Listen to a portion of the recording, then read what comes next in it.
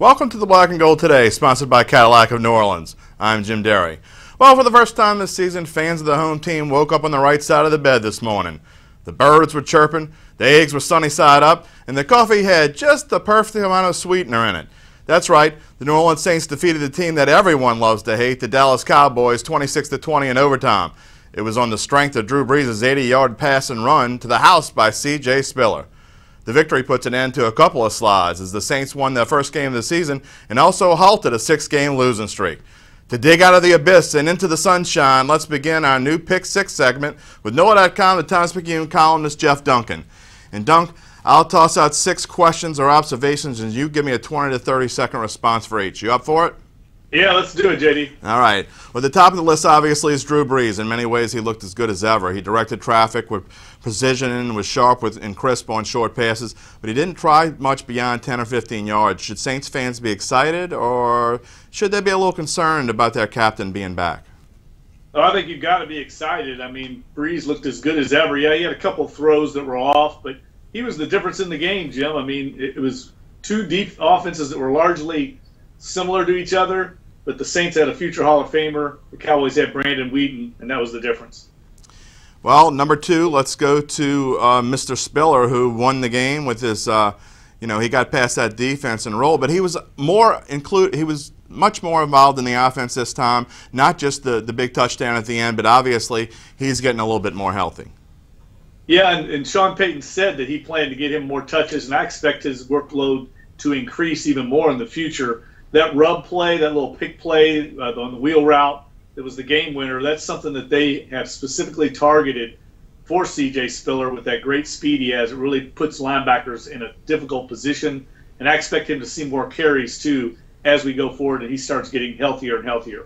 Number 3 on the list is the defense. Other than the 93-yard touchdown drive that tied the score, they did a really nice job. They had a little bit more pressure, and they did much better up front. Yeah, the young guys up front played about as well as can be expected against a very, very stout Dallas offensive line. I think that goes that's important to note, is that was a very good offensive front line, and they were able to put pressure. The back end held up much better in the second half. Hey, they gave up the game-tying touchdown there late, but that was just a great play by Dallas. You got to tip your cap to the opponent sometimes. Real quick, 3B would be Stephon Anthony and Holy Kikaha played fantastic. Yeah, young linebackers seem to be gaining confidence every week, and I love the way Anthony filled against the run last night. Yeah. Number 4, let's talk about officiating. They were tight on DBs on both sides of the ball with the contact on the wide receivers, but they let a lot of other things go. The pick play right before the pass to Spiller, they definitely could have called a pick there. It was kind of, the officiating was a little weird last night. A little spotty, but you know what? The point of emphasis in the last 2 years has been holding downfield contact. Saints are going to have to adjust, or it's going to be a long season for the secondary. No doubt.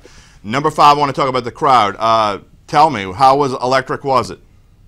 Oh, it was incredible. I think it was a big reason why the Saints won down the stretch last night. I think it lifted this team and gave them some confidence. Now we'll see if it carries over going forward. It was interesting because C.J. Spiller mentioned that in his post. I don't think he was never a part of a crowd like that. When he played against them, but he never got to be a part of it. I had some fans tell me that they thought it was as loud as anything they'd heard since the NFC Championship game, so that says a lot. Lastly, even though they win, they get to 1-3, they get off the schneid. Atlanta and Carolina also won. They're 4-0. The rest of the division, they're still in the same boat they were last week this time. Yeah, Atlanta and Carolina keep winning. They're both 4-0, and they don't look like they're going to turn around and go the other way anytime soon. So the Saints have to keep pace. And I think more than anything, the Saints just need to worry about themselves, keep getting better. Don't look around the division, because right now they've got still a lot of problems internally that they have to correct. Well, thanks for initiating our new Pick 6 segment.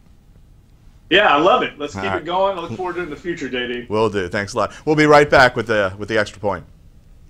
What's one of the nicest things that comes with your new Cadillac from Cadillac of New Orleans? 0% interest. Get 0% interest on all new Cadillacs, now at Cadillac of New Orleans.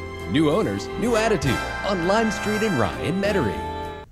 Well, for Monday's Extra Point, let's talk about the hot topic. That's quarterback Drew Brees. Forget for a moment about whether he's 100%. Let's focus on the 2 milestones he hit last night, and they were both key plays in the game. With a short touchdown pass to Josh Hill late in the first quarter, Brees became just the third player in NFL history to complete his 5,000th pass, joining Peyton Manning and Brett Favre, who both have more than 6,000. However, to put this accomplishment in context, think about this.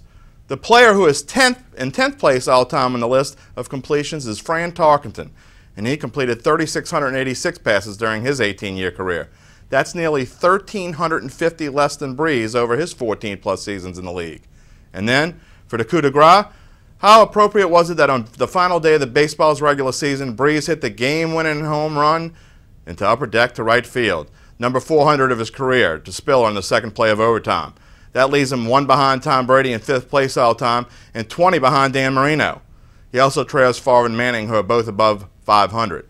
Again, in comparison, just 6 places below Drew on the all-time list, well, that's Joe Montana with 273 career touchdown passes. Well, that's it for today, my friends. We'll see you on Tuesday.